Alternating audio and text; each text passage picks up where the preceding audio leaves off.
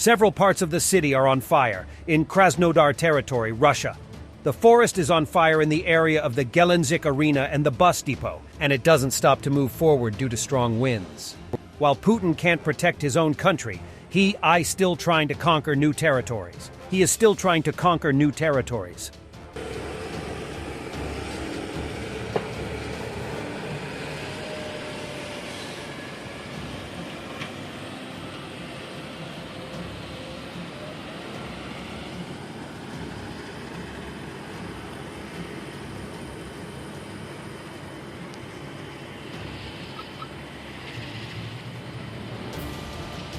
Deep strike.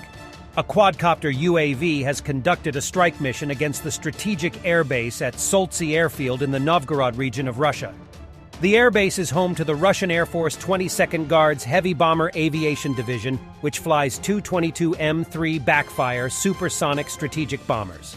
Russian Ministry of Defense acknowledged that one plane was damaged, but local eyewitnesses are reporting that at least two Tu-22M3 bombers were burning after the strike. This is another embarrassment for the Russian Air Force. And Russian aviation industry might be facing a decrease in international and domestic flights due to lack of aircraft and being disconnected from global providers. Russian airlines were instructed to adjust the flight schedule until September 20th, depending on the reserve of aircraft, in order to exclude situations with unforeseen breakdowns and flight delays. The relevant requirement of the Russian air regulator appeared after the situation with the Red Wings airline. It was unable to take out more than 400 Russian tourists from Antalya on August 12th due to the failure of two Boeing 777 aircraft at once. Russian and foreign air carriers may face problems with flights between Russia and other countries in the fall of 2023.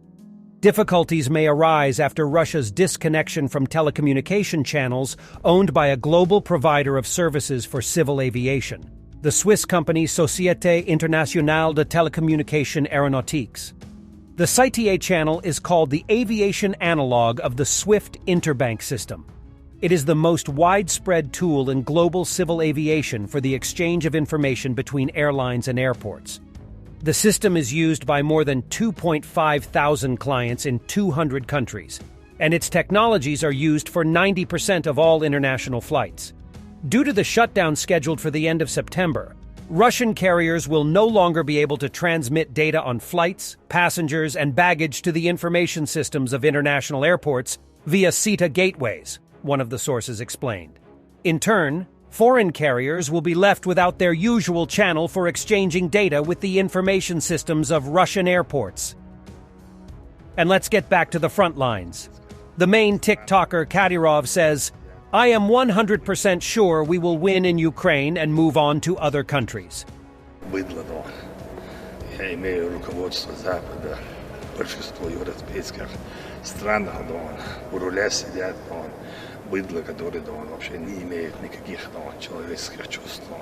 И сегодня я уверен, 100% мы победим, мы на Украине закончим и дальше пойдем в те страны, где оскорбляют священный Коран. И они должны знать, если там сегодня нет таких верующих людей, у нас здесь есть. Meanwhile, in reality, Ukrainian forces are moving towards Tokmak.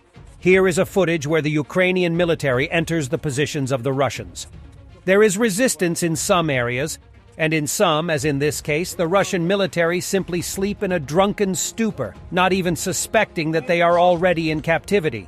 It is only a matter of time, and the Ukrainian military will cut the land corridor to the Crimea, and the Crimean Bridge may cease to exist by that time. We can only advise you to leave the territory of Crimea before it is too late.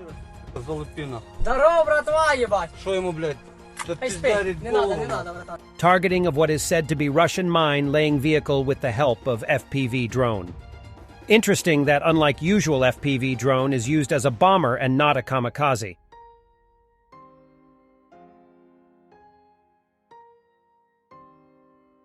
In Kuzbas, Russia, a pensioner helped Russian invaders with money and attracted the attention of robbers. A man was beaten to death. 85-year-old Viktor Alexeyevich was a volunteer and helped the invaders. He recently donated 500,000 rubles to buy a drone. Robbers soon found out about the wealthy pensioner. The intruders broke into his house, severely beat him, and stole money and gold.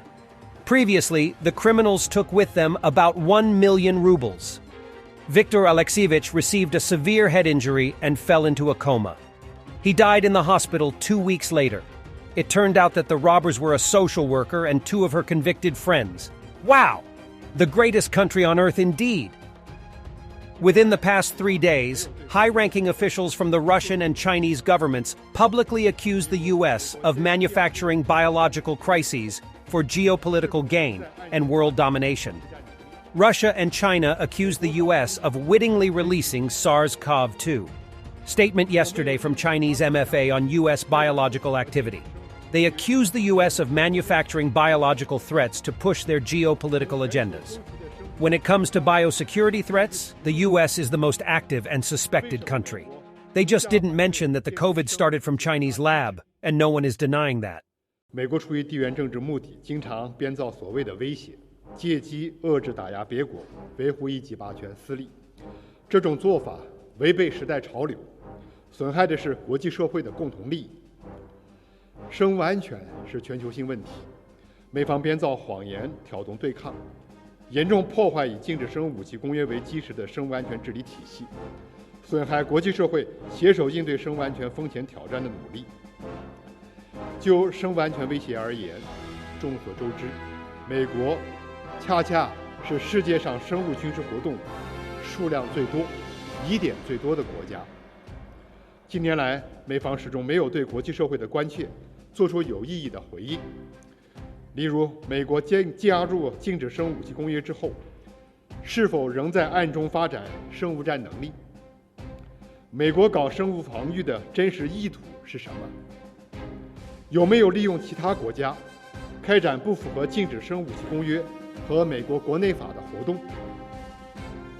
从全球搜集的生物信息和样本用于什么用途？为什么美国独家反对建立生物武器核查机制？这些问题一天不解决，国际社会就无法建立对美国尊约的信心，维护全球生物安全就无从谈起。中方支持国际社会继续审议美国的尊约问题，在此敦促美方切实履行国际义务。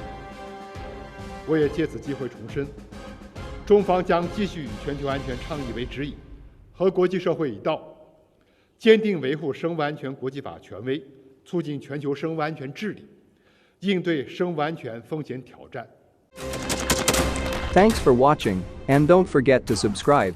Also, if you want to support Warthog Defense, please become our member and get early access to new videos, exclusive members-only videos, and become administrator in comment section. The membership link is in the description. Rescues every day. We had a guy last week, it's 6 rescues in 6 days. You know, he's doing the job every day.